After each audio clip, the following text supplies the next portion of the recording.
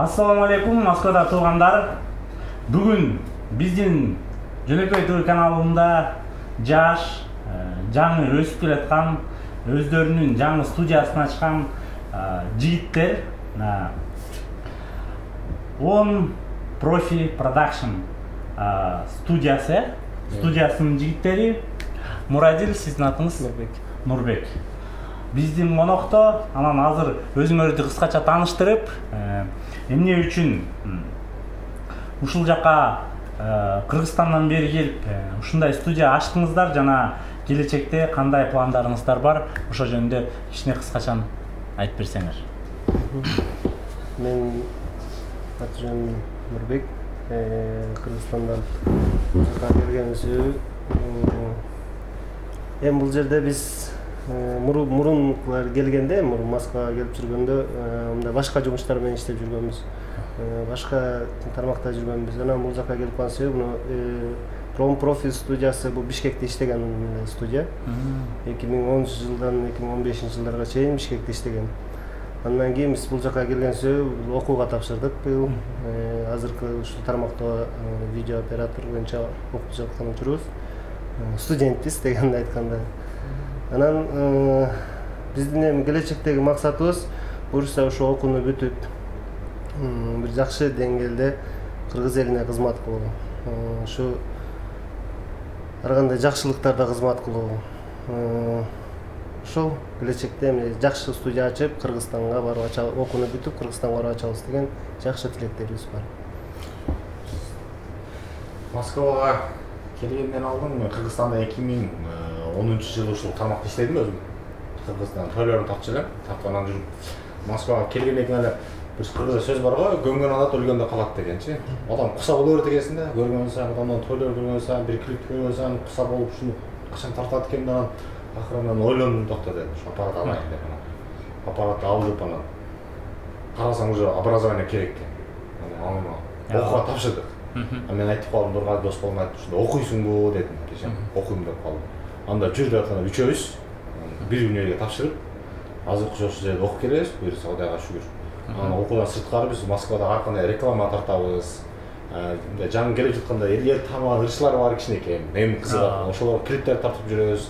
Ар кандай роликтер тартабыз, мындай свадебный роликтерди, ар кандай бизнес роликтер тартып, азыр ушундай окуп жүрүп, ушул иш боюнча иштеп жүрөбүз.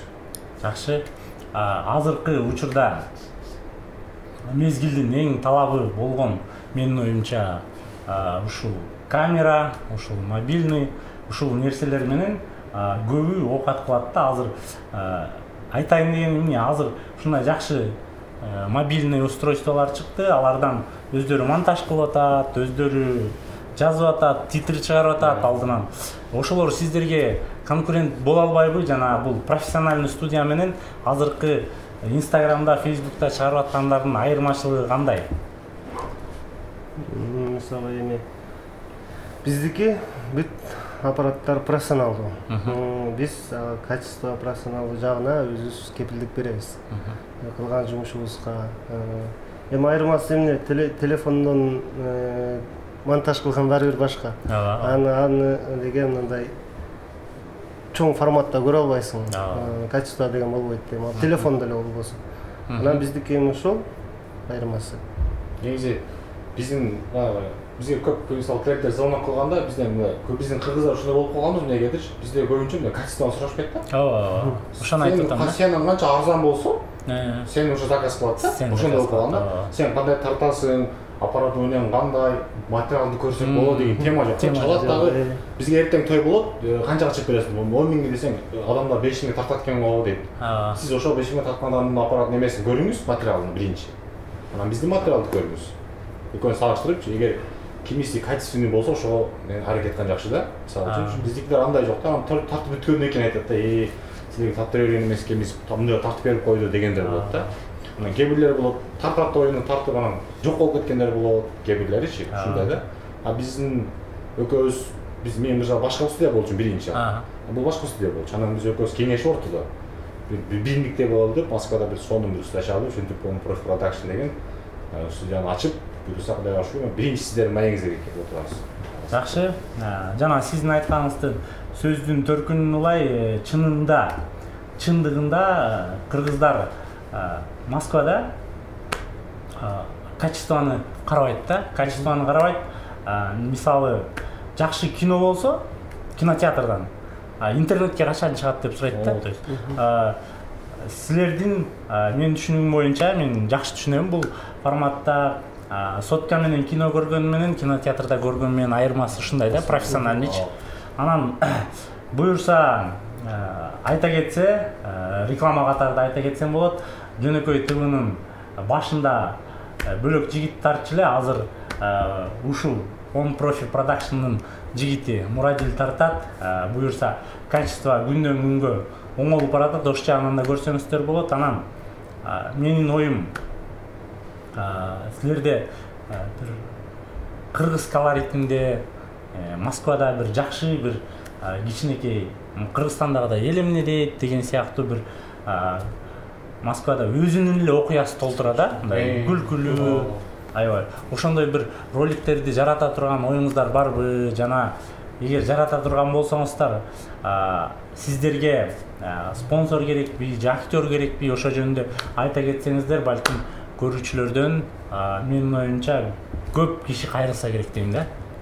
Бизде андай тема болгон. Биз качан окууга тапшырып ушинтип келатканда менде бир ой пайда болду. Өзүбүзчө бир ушундай ролик тартып, бир неме темасын таппай кыйналдык, аябай ойлондук. Анан эми мына жаз алдынан Кудай буйрса эшик күн жылуу, азыр мисалы ролик тартайын десең күн батып караң кирип ушинтип эле эшик суук. Анан буйрса жаз алдынан пландар бар.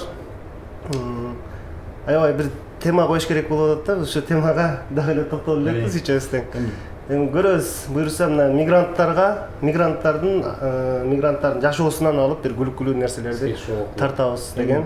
Биз көрүп турганда жакшы идеяларыңыздар болсо, биздин Instagram барактарга кирип өзүңүздөрдүн оюңуздарды калтырсаңыздар болот. Биз ар дайым жооп берүүгө даярбыз негизичи. Ошон планыбыз бар да, ушу жаз келсе бир сонун бир проект алып чыгып Москва шаарында. Андай проект жок экен, мындай карасак, ошо Москвадачы. Сонун проект алып, скетч-шоу сыяктуу кылып, ошондой күлкүлүү бир мигрант жашоосун чагылдырган бир жакшы ниет бар, буюрса жаз келсечи. Жакын арада ушундай тойлор болот кыргыздардынчы, анан ошо туулган күндөр болот. Ошолорду тартканда орто эсеп менен ушу операторлор канча айлык алат, канча каражат, кандай кылып сиздер окууңуздарды төлөйсүздөр да ошо? Биздики азыркы алган каражатыбыз мындай айтканда, биздики баягы низкий, средний и высокий качествода бөлүнөт да. Например, жана эле Мурадыл айтып кеткендей, баягы тойду айтканда биз айтабыз, например, клиенттер болот. Жок эмес, баардыгы эле кыргыздардай эмес. Болот кээ-бирлер, кел, ишиңди көрөйүн. Мисалы ошолор келип биздин ишти көрүп, биздин ишке мындай высокий качествода болсо, ал 20 миңге чейин кете берет. Мисалы, бир тойду тартышыбыз. Анан средний алганда 10 миң тегерегинде эле болот. Эң низкийлери, среднийлери ошо 15, ошо 10дон 20га чейин цена болот да, бир тойдон. Свадьбадан эгер мындай свадьба болсо. Анан эми биз андай деле мынтип укмуш акча табабыз дей албайбыз. Биз ошо тапкан акчабыз окуубузга, жеген ичкен, контрагыбызга ошого жеткет. Эми буйрса окууну бүтүп алсак, анан дальше акчаны кийин ойлонобуз деген ойдомун да. Жок, мен деле ошону айткым келип атат. Эмнеге дегенин себеби жөн эле Москвада жүрө бербей иштеп, сөзсүз эле кино индустрия эмес, сөзсүз эле студия эмес, бөлөк тарапта деле иштеп, окуп 25-28 жашка чейин иштеп, окуп, андан ар жагын буюрса берки үзүрүм берет деп ишенем да. Биз дагы ошондой кылганбыз. Анан азыр кино тартайын деген мындай Кыргыздан да чыгып атат го, кыргыздардын кинолоручу. Азыр ошол силердин оюңар боюнча мындай уровень кайсы убакка жетти? Мисалы, мен министрдин махабатын көргөм бир сериясын. Мага эми жеткен да, качество Голливуддун кинолорун көрөчү. Бирок менин оюмча акыркы убакта ошол эле Бир тууганчик, ошол эле Бажарики, Курманжандатка ушу 3 кино азыр жүрөгүмдөн орун алды десем болот да. Ошо сиздердин оюңарда. Биздин оюбузда деле ошондой акыркы чыгып аткан кинолор бизде уже бара уже качество жагынан бүт жагынан өнүгүп келатат. Буюрса мен деле мына мисалы акыркы кинолор мурун деген көп көрүүчү эмесмин. Азыркы сиз айткандай жана жаңы кинолорду көрүп, Курманжан Датка мисалы почти мировой уровеньге чыкты, жакшы качество. Ушунда эми буйруса биздики деле ошо башында ушундай болот экен да, баягы кичинеден отуруп, анан мындай бийик уровеньге чыгабыз буйруса. Кыргызстан деле ошондой эле келатат алдыда. Буйруса эми жакшы эле азыркы кинолор. Негизи баягы бизде эме бар го, менталитет.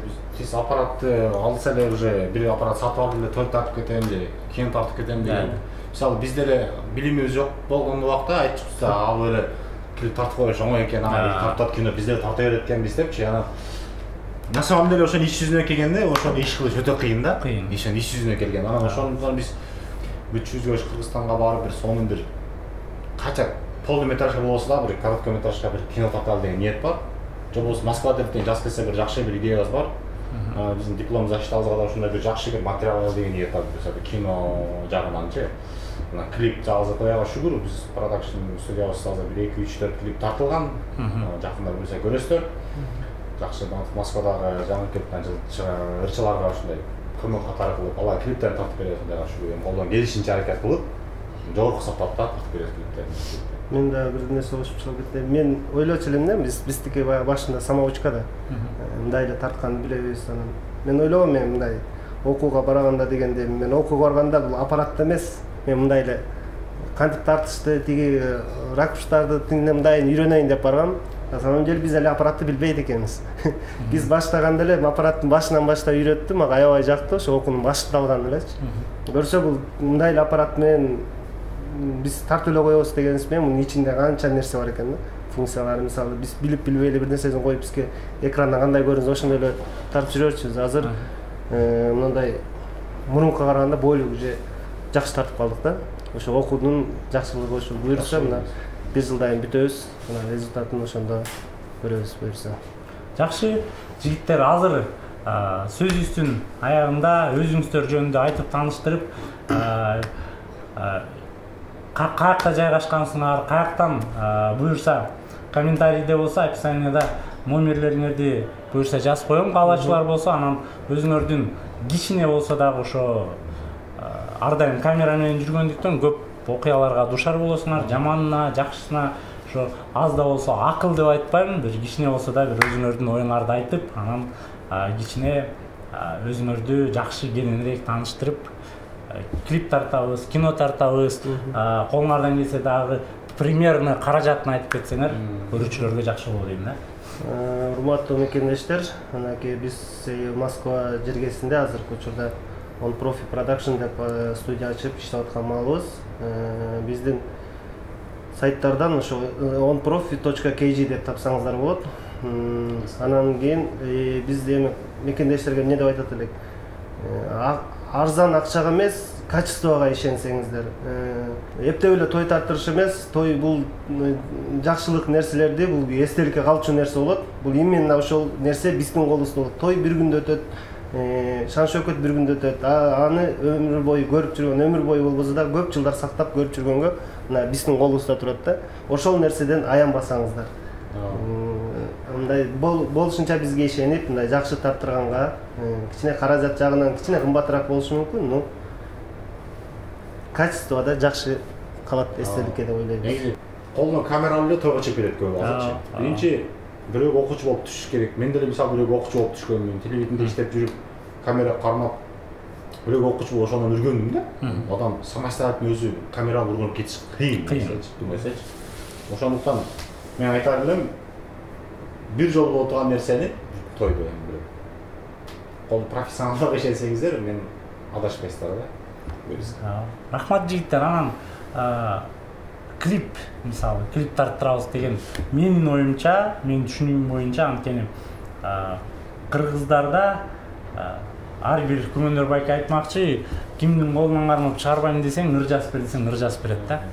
Анан ошондой Москвада акындар ыр жаздырабыз, клип жаздырабыз дегендер толтура. Ошол мисалы бир ырдын жөнөкөй клип, анан орточо клип. Азыр жакшы уровендеги клипти тарта албайбыз, анткени аренда помещение аябай кымбат. Ошо жөнөкөйрөөк клипти ушу канчага тартып бере аласыздар?